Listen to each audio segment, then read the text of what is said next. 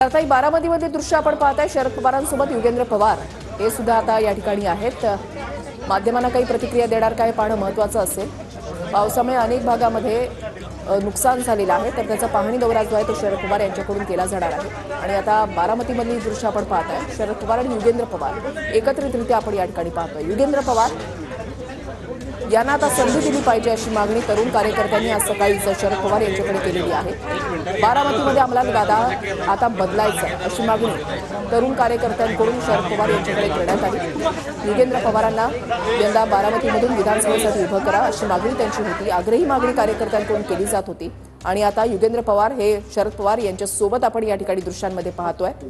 बारामतीमध्ये ही दृश्य आहेत। 3 दिवसाचा पाहणी दौरा आहे शरद पवारांचा।